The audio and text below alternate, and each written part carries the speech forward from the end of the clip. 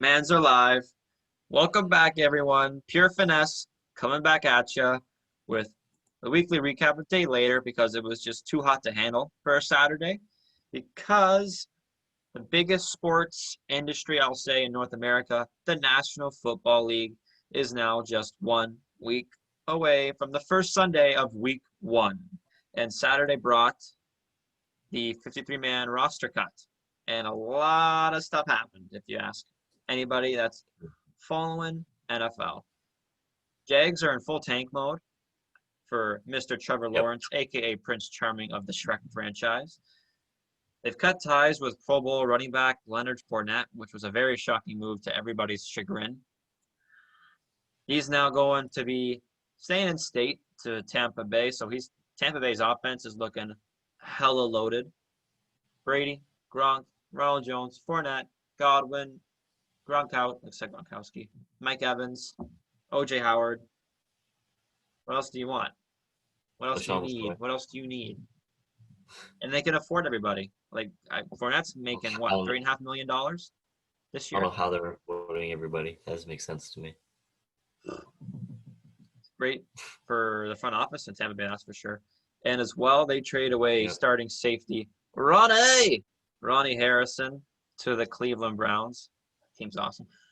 For a fifth-round pick. I think he's going to be a fan favorite in Cleveland just because his name is Ronnie, because every time it's Ronnie! Be amazing. Seahawks signed Josh Gordon, to a one-year deal. He's still waiting to be reinstated by the league, so he can't really play a game until he gets reinstated. So I guess the Seahawks taking a huge gamble, and I think that shuts the door on your boy Antonio Brown making any noise this year in the NFL. Don't cry. Washington releases Adrian Peterson, so it opens the door for our boy out of the University of Stanford, Bryce Love, to get some serious touches and get some very well-deserved playing time. But Adrian Peterson signs with the Detroit Lions for a one-year, $1.1 million contract. Kind of a congested backfield already in Detroit, and it was already before with rookie DeAndre Swift and Kerryon Johnson. So where do you see AP kind of in the fold on the depth chart here? I don't know. I think he might be second. And I think they're going to go with DeAndre Swift to start out as their number one running back, and then have AP there and Kerryon Johnson probably just splitting snaps for that second position. If not, then AP might be done for him. Like his career might be over, and he's going to just bounce around the league until he just retires. So who knows? Yeah, I think I'd say it's a good thing for Detroit because for Adrian Peterson's sake, is because he's going to maybe because there's no fans, but it'd be nice if there's fans in Minnesota because obviously it's a division rival. So hopefully he'll get the proper send-off he deserves if he's going to play in Minnesota for one last time. So hopefully there'll be some fans for that one because I don't think he's played in Minnesota since he left. Cowboys cut safety Clinton Dix. They just signed him in March. So I think it's very shocking to see him only be there for 6 months and then leave without playing a game. And I'm sure it wasn't for an expensive contract either. And he's not like he's a terrible ball player. I mean, he can play. So I think he'll definitely find a home before the season starts. Josh Rosen is actively being shopped by the Miami Dolphins. No surprise. Fitzpatrick stole the show last year, and Tua Tagovailoa is in the reins to start the season. Actually, we have not heard who's going to start week one for the Dolphins yet, if it's going to be Fitzpatrick or Tua. So keep your eyes posted on that. Check our IG stories for that one. Stalled contract talks between the Eagles and Zach Ertz due to the team lowering guaranteed money offer. You need to pay this guy, man. He's been the team's best receiver for the last 3 years. Exactly. And they've been shopping Alshon Jeffrey as well. Shout out Mateus, loser. Jadeveon Clowney, arguably the biggest fish in the free agency market, has signed a one-year deal with the Tennessee Titans. The Saints made a late push to sign Clowney because I believe the news broke first, and Clowney axed the rumors because he still wanted the Saints to sign him. So I don't know, it might be a little weird encounter the first couple of days in Tennessee camp, making him not want to be there, but he's there for the year. Definitely some big help to that front seven because obviously losing Gerald Casey won't help the cause. So Jadeveon Clowney, I think, is the best player on the Tennessee defense up front now. Yeah. Saints running back Alvin Kamara has returned to practice. This week he's missed a couple days of practice due to contract disputes. Trade rumors swirling now because of him missing a couple days. I don't see him going anywhere, do you? No, I think he'll stay. I don't see why he would leave. He's a good fit there, and it just makes sense for him to stay. Yeah, Latavius Murray is the backup, so he played well with Kamara not being there, so maybe there's some leeway if he wants to get traded, so they can do it. Week 1 starter has been named so far. Tyrod Taylor is starting for the Chargers over Justin Herbert. I think we saw this coming without a question. Mm-hmm. But safety Derwin James for the Chargers is now out for the season with a torn meniscus. This guy can't catch a break. I don't think he's played a full season since he came into the league. He's had foot issues, and now he's missing the whole 16 games this year with a torn meniscus. Jeez. Cam Newton has been named the starter for New England Week 1. I was very shocked to see this one just because of how much Jared Stidham was getting yanked off by all of New England media. So Belichick loves Newton, though. Apparently. And they've also released veteran receiver Mohamed Sanu after trading for him for a second-round pick, no less, last year. So I don't know if he might. And this might be a career for Sanu because he is getting up there with age. So Week 1 starter still announced. Mitchell Trubisky has been named the starter for the Bears. No shock, I think, to me at least. How about for you? No, not when he's competing with Nick Foles. Nick Foles obviously was great when he won that Super Bowl and everything, but I think Mitchell is he's earning his right to be there and be the number 1 guy, and he's still the younger guy too, so it just makes sense to have him as starter. Yeah, I think the leash will be very short though for Trubisky if he screws up his first couple games into the season. Yeah. As we said, Leonard Fournette signing with the Bucs, but he's not going to be the number 1 player on the depth chart. Bruce Arians, the coach, says Ronald Jones is still going to be the Bucs starter. Again, a crowded backfield there too. We have Ronald Jones, Fournette, and Shady McCoy. So a lot of options for Tom Brady at his disposal. Indianapolis Colts make Ryan Kelly the highest paid center in the National Football League with a $50 million extension. And we still talk money because Trey White, arguably the best cornerback in the league, signed a 4-year, $70 million extension with the Buffalo Bills, which now makes him the highest paid cornerback in the league. Much deserved. Tre'Davious White, one of the most underrated players in this league for a while. So him getting the money that he deserves is nice to see. Yes, and now, like we said, we have 1 week till the first Sunday of the NFL to begin. I want to hear some predictions, Malcolm. Who do you got for your division winners? Okay. Oh, you mean for the whole season? Division winners. Who makes the playoffs? Okay, well, I think it's going to be Bills. I think it's going to be I think it has to be Baltimore for our division there. We're coming up. I don't know. The other divisions are. What are your? I'm cloudy right now. But what are your picks? Yeah, Buffalo Bills in the AFC East without a doubt. Again, I like Baltimore as well in the AFC North, as it pains me to say it. I wish it wasn't the same, but you gotta go. You have to say it. We have AFC South. I think Indianapolis or Houston wins that division. So I think we give Houston that edge because they just signed Deshaun Watson to a big money contract, 4 years, I believe $177.5 million with $110 in guaranteed cash. Yeah. So he's doing just fine for the foreseeable future. AFC West, without a question, is the Kansas City Chiefs. NFC East, I think, is a toss-up. You have a lot of mediocre I hate teams. to say it, but I think it's gonna be the Cowboys. I don't know. I think it might be Philly. It might be Philadelphia. Jalen Reagor, rookie season. I think he slept on a lot. I think he's going to be the Kristaps Porzingis of that team. That's just how great they received him and how great Kristaps played for New York. So hopefully, I think Philly has better defense as well. So NFC North, Green Bay Packers, I think, win that division. I think Minnesota will get a wild card. I think the Vikings will win the division this year. I can't bet against Aaron Rodgers. Probably the best division in football this year, NFC South, Falcons, Panthers, Saints, Bucks. I think it can go either. Like Carolina, I think it can kind of toss out the window. But it's either – I don't know. I think Tampa Bay's going to win the division, but New Orleans will grab a wild card. So Minnesota, New Orleans will be your wild card teams. And NFC West, 49ers, Seahawks, Rams, Cardinals. Seahawks? I say Seahawks. I think San Fran, with the tough defense they have, I think they hold on in San Francisco. And then Super Bowl, who do you got? You think I go against my Pittsburgh Steelers? Hell no. And I think it's going to be I think just because the Steelers, their defense is just going to carry them. But with Big Ben coming back, then you have A lot of Johnson. question marks with Big Ben coming back. No, I think he's healthier as ever. You have Ebron, who's looking great. Chase Claypool, Deontay Johnson, Juju Smith-Schuster, James Conner, Jalen Samuels. I say it has to be the Steelers. I think it's going to be a rematch Super Bowl, and I think it's going to be Steelers Seahawks. Back in the day. Back in the day. I don't think Kansas City makes it back this year for as much as we'd like to. I think Baltimore makes their first Super Bowl in the Lamar Jackson era, and I think it's going to be against the New Orleans Saints. Baltimore, New Orleans.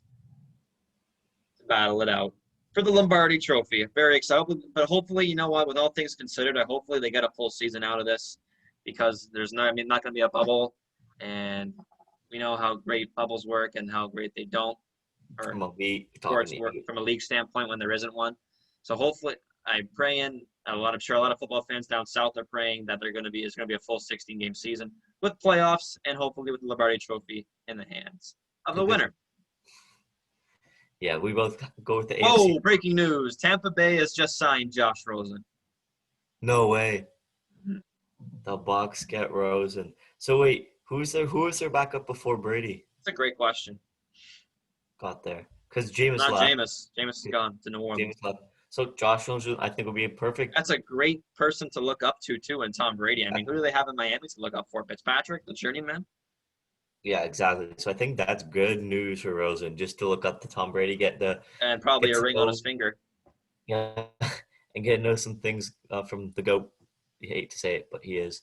But we're going to move to the NBA now, and big news for the Brooklyn Nets, and they signed legendary Hall of Famer Canadian Steve Nash to a 4-year contract to become the team's next head coach. Interim head coach Jack Vaughn will remain with the team as the lead assistant. But this is some big news. There's not a lot of people who are fans of this at Stephen A. Smith, implying that like a white player with no coaching experience can become a coach when there's other coaches available. But I think you got to give it to him. This is a 2-time MVP player. He's a legendary guy. He knows the game of basketball. He's very smart. I think it's a good signing for the Nets, and he can work well with KD and Kyrie, and I think it's perfect, honestly. Yeah, to say he has no experience take this job isn't accurate at all because he is the GM of the Canadian national basketball team. So, yep. I mean, he knows how to make a team and assemble one. And it kind of saw the same thing I would like to say about 5 years ago with Jason Kidd, right? He didn't have any coaching experience. He got thrown to the Wolves. Guess with what team? Oh, no, Milwaukee first, but then he went to Brooklyn. Yeah, they went to Brooklyn, yeah. So, I mean, it's not unheard of. But, yeah, Steve Nash sees the game very well, like you said. He's 2-time MVP. Arguably the best basketball player in Canadian history. And he's going to do very well. I think he's going to succeed very well there in Brooklyn. But he's going to have to watch the flash of personalities of KD and Kyrie. Yeah, I think it's a good signing. So I don't agree with everyone disagreeing with that, but let's agree to disagree Canadian on that. Bias. But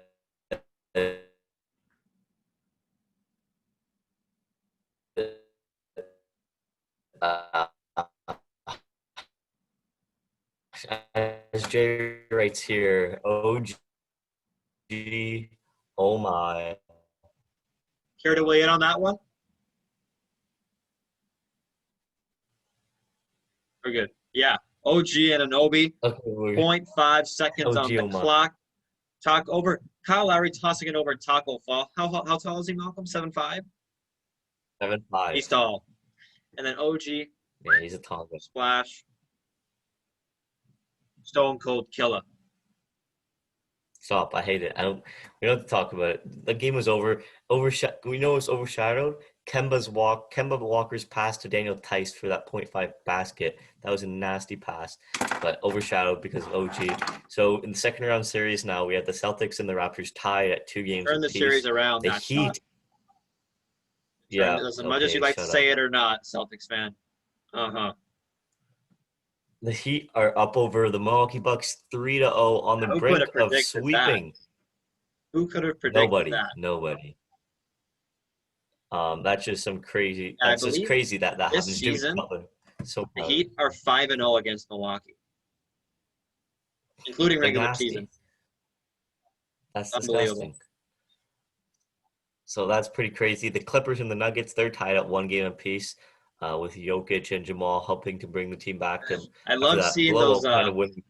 the videos of Jamal Murray like, oh, you can bring family after the first round of the playoffs. 30, 50, 40. That's oh, it's Yeah, I saw fantastic. that because like, he wants to bring his girlfriend in or Oh, something. And then the Houston is up Lakers, 1-0. No, uh, Houston is up 1-0 over the yeah, Lakers. I know. Yeah, the Lakers and Houston, but Houston's up 1-0. They've only played one game. Their second game being today, which is Sunday, September 6th. So we'll see who takes that game for game two. Do you have any predictions for these second round series? What the scores are going to be? Well, I'm not going to touch Toronto and Boston just to keep you in a sane attitude. I think it's inevitable that the Heat are going to win that series, so you're going to see the Heat make it to the Eastern Conference Finals again. Coach Spoelstra knows how to run a team, man. Knows how to run his bench, Yep, and it he shows. sure Like does. the depth of Miami compared to Milwaukee is it's showing. But Coach Bud not playing Giannis for 35 plus minutes, what are you doing? So dumb. He's going to be a back-to-back MVP. Clippers and Nuggets, I think I will have. Oh, I don't want to say the Clippers, but I'm going to do it the same way because they have Kawhi Leonard and Paul George. And I think the Lakers beat Houston in 6. Yeah, I agree. I'll say Celtics in 6. I'll Come say Heat on. Heat sweep. Nuggets win in 7, and then Lakers win in 6. Yeah, so I have some. I hope that's how it turns out. That'd be good to see. But wouldn't mind seeing an LA Western Conference Final.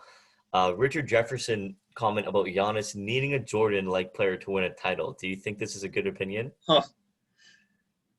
Yeah, it showed a lot of airwaves through social media that Giannis needed a Jordan player and calling him Pippen.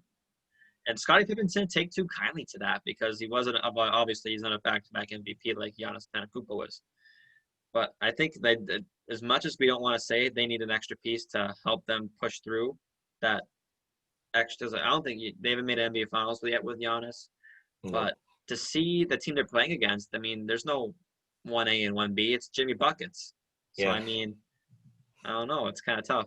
You got your defensive player of the year though. He's got to be on Jimmy buckets the whole time. He's the top guy. But you know what? With that being said, like Jay Crowder's been playing out of his mind. Bam Adebayo was playing fantastic against Giannis, no less.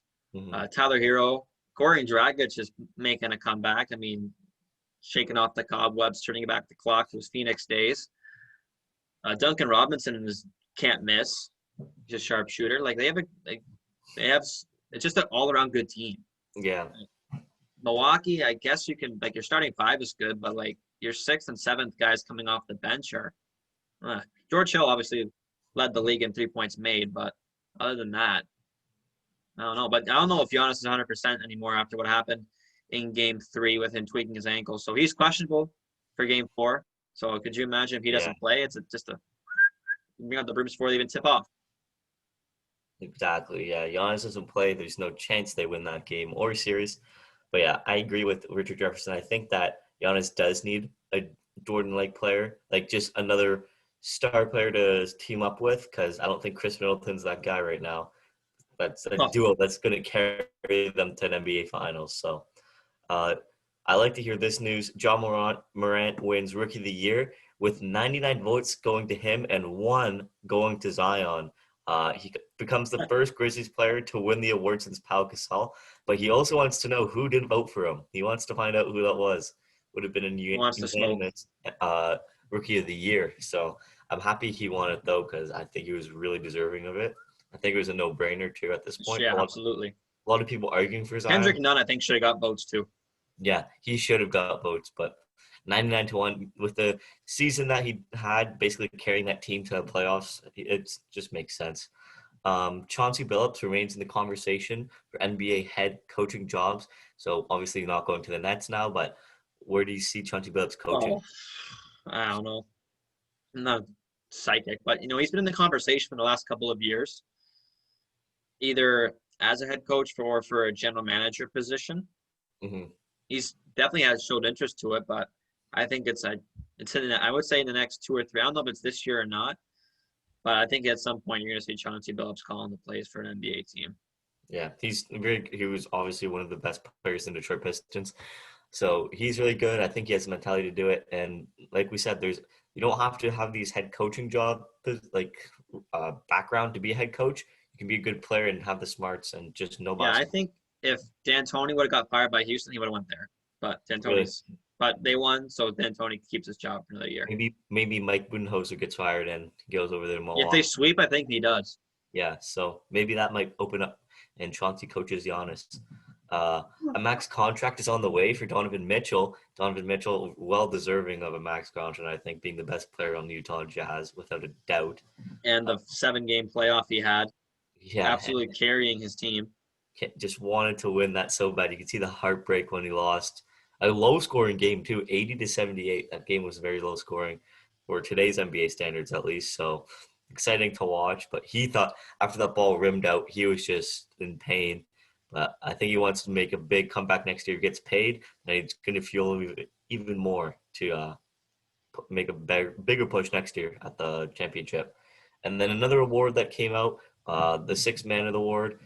Montrezl Harrell of the Los Angeles Clippers wins it. That's the 5th time in 7 years where a Clippers player has won the Six-Man Award. Obviously, Well, if you Williams.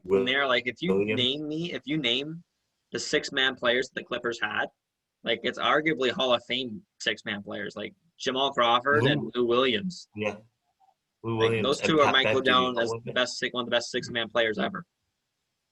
Both of them. Yeah, both of them. Yeah, and they're on the Clippers. So Montrezl Harrell adding to that list. He was obviously really good for the Clippers this year. They have good depth on the team, so well deserving of that. This year he averaged 18.6 points per game, 7.1 rebounds per game, 1.1 blocks, and a 58% field goal percentage off the bench, obviously. So that's some great numbers for him. So for Giannis coming in the free agency, 2021 free agency. Mark your 2021 calendars. Giannis, the two teams that are looking like front runners are the team that he's playing now, the Miami Heat. Wouldn't that be something, Jimmy and Giannis? I think that would be his Jordan for sure. Or the Toronto Raptors up in the north in the 6, and he'd be playing with Kyle Lowry, Pascal Siakam. That'd Freddie be Van Fleet. Freddie VanVleet. That'd be kind of nasty too. I would love to see Giannis in Toronto, but I would also like to see him with Jimmy Butler and see what they could do. After Jimmy just destroying the Bucks this year, what could he do with Giannis on his team? So I'll weigh into this saying I think Milwaukee is the front runners to still keep Giannis because he doesn't want to come on. But after Milwaukee, I think it's Toronto, and I'll tell you why. Why? There's a huge Greek population in Toronto. If you Yep. don't know the area, the Danforth is just, I don't want to say littered because they're nice people. They're not infested either.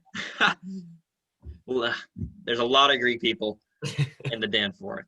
I would say upwards of 10,000 plus. So he's going to be right at home if he's in Toronto because I like to say about 3 or 4 years ago when Giannis was just making his way into the league, it was Greek night and the Raptors were playing, obviously, the Bucks. And after the game, there was a whole Greek section singing the Greek national anthem from Giannis. If that isn't a free agent pitch, I don't know what is. Yeah, I think he make a good fit in Toronto. So, but I think he also wants to stay with Milwaukee for his career, and that's what the management wants too. So they're going to find a way to make that. Probably the NBA headquarters want him to stay in Milwaukee, not go to Toronto. Yeah, probably. The Nuggets coach Mike Malone had a ruthless quote on the NBA saying, "Shame on you, NBA, for not allowing the coaches' families in the bubble, since the players now are allowed to have their families and kids in the bubble. Kind of doesn't make sense that the coaches aren't either, because they're also there in the bubble away from their families and doing their job, the same thing as the players are. So he's very upset with the NBA and for not allowing this to happen. Do you think they should allow their families? Absolutely. I can't believe this is a story because it's kind of shocking to me. Same. Because I'm not sure this is the same thing that's happening in the NHL if they're allowing coaches' families to come. But yeah, they're there. Why not? Like they're doing the same thing the players are doing, leaving their families. Yeah. Doesn't make any sense to me. Yeah. We got baseball up next. The legendary Mets pitcher Tom Seaver passes away at the age of 75 due to complications of Lewy body dementia and COVID-19.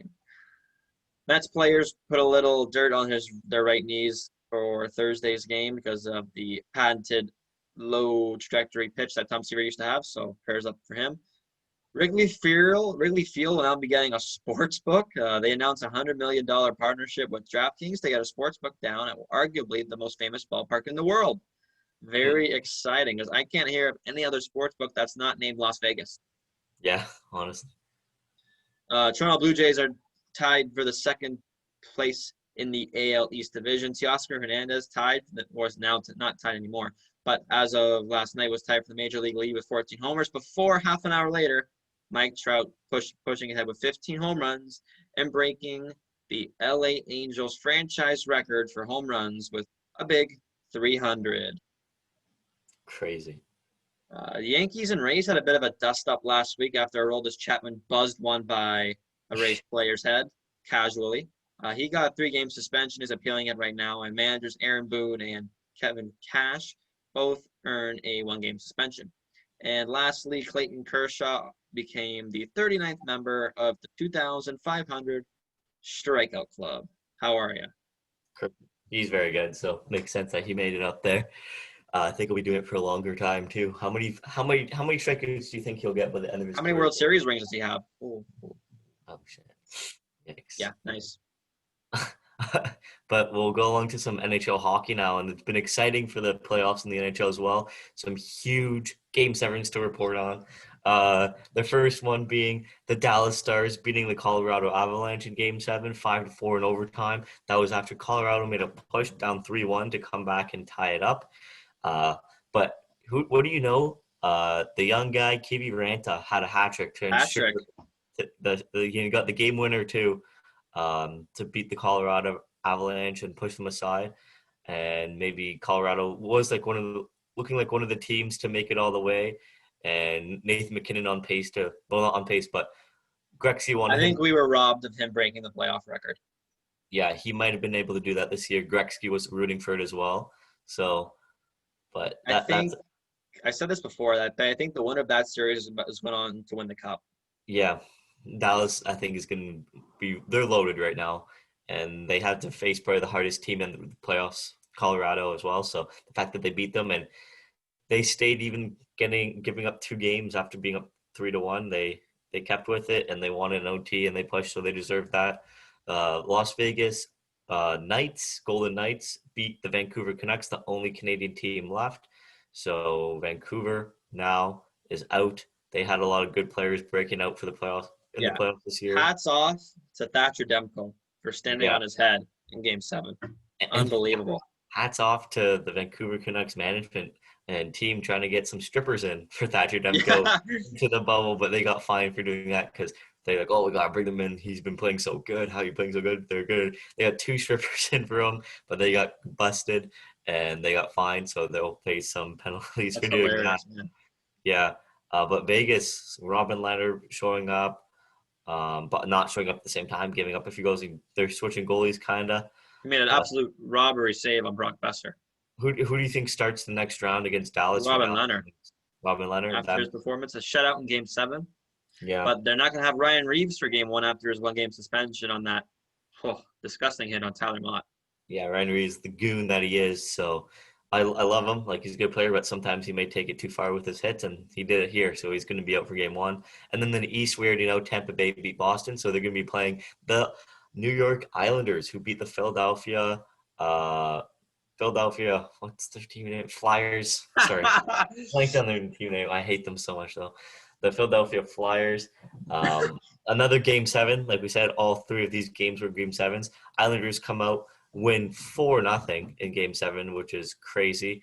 JG Pageau not getting any points, but he's standing up for his teammates. You look at them the wrong way, he's going to fight you. So don't piss off the little feisty guy, because he's going to stand up for his team. But I'm happy to see the Islanders win, because it's the first time for a long time. First time in 27 years. Yeah. That making the Eastern Conference Finals. So good on them. And that's going to be an exciting series. So you have Dallas versus Vegas, and then the Islanders versus Tampa Bay. What are your predictions for those 2 series? Dallas, Vegas, I'm sticking with the Stars. I like them in 6. I think they're just too deep. They're too tough. As obviously Brian Reeves is going to be but I looked at Game 7 with Vegas. They're a big team. Like, there's a lot of big bruising guys. Why Like does Vegas? What is Pacioretty, Vegas fan? Mark Stone, they're just huge. Stasny, Ryan Reeves, like you've already mentioned before, Braden McNabb. It's a big, tough team. So I think Dallas matches up really well against them. Like Jamie Benn, Gurianov's having a great playoff.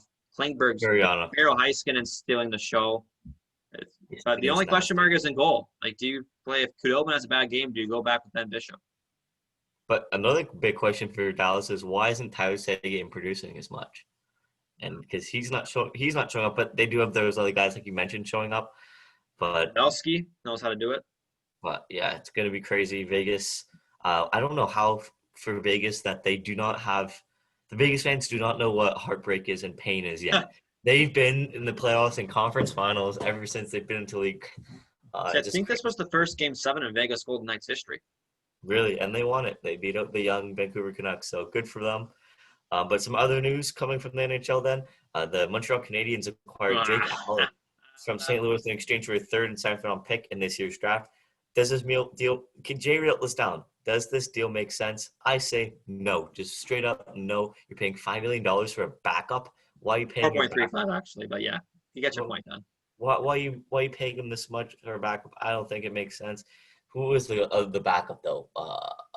Charlie Lindgren was their other backup. So obviously it's a bigger name in Jake Allen, but I don't think it makes And a sense. bigger contract. Yeah, it doesn't make sense for the Canadians to do that. Even when they want to try to maybe keep like guys like Philip Deneau in the future, who are seeing that his role is getting diminished with these young guys coming up, and you want to keep Deneau, but I This don't know. deal, I think, signifies that St. Louis is making a big pitch for Pietrangelo to stay. Yeah, I Get think that that they really contract want. off the books, I think helps a lot to help him sign. Yeah, 100% it does. And then big boy Bruins, Big Z, Zdeno Chara, the captain for the Bruins, the longtime captain, wants to return to play for the Bruins next season. Do you think the Bruins want him back though? The Bruins want him back? Absolutely not. No, no. Just, you saw in the playoffs, he was just looking like a pylon out there, just skating around like everything was just moving too fast for him. Yeah, It was vaguely obvious. And he's going to be turning 44 next year. I'm sure not a whole lot of players are going to make it to 44, let alone somebody who's 6'9".